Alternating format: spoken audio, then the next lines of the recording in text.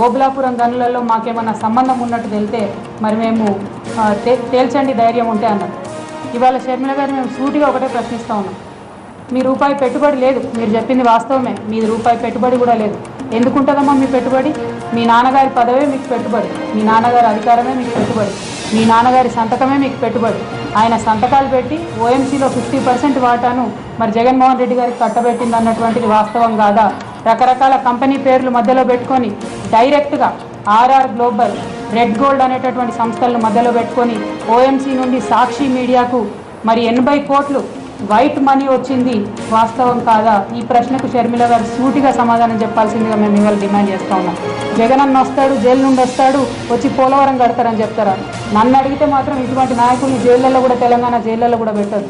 పెడితే మా జైల్లో భూములు అమ్ముకునేటటువంటి పరిస్థితి అలా కనిపిస్తూ ఉన్నది. కాబట్టి ప్రభుత్వాన్ని కూడా ఈ సందర్భంగా డిమాండ్ చేస్తూ ఉన్నాం.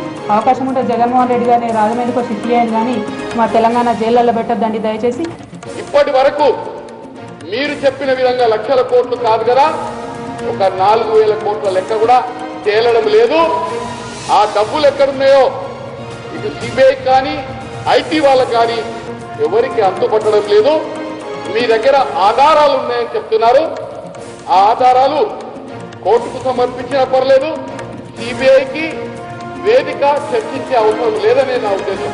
మీ పార్టీకి ఏదైతుందో రాబోయే ఎన్నికల్లో నిధులు లేవు, కూలి పని చేస్తా ఉన్నారు, రూపాయి అడుగుతున్నారు, గ్రామం నుంచి మట్టి తెచ్చి తెలంగాణ భవన్ కట్టారు.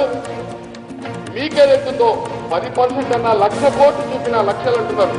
10,000 కోట్లు మీకు వస్తే బ్రహ్మాండంగా మీ పార్టీ ఏదైతుందో వచ్చే ఎన్నికల్లో పోటీ చేస్తుంది.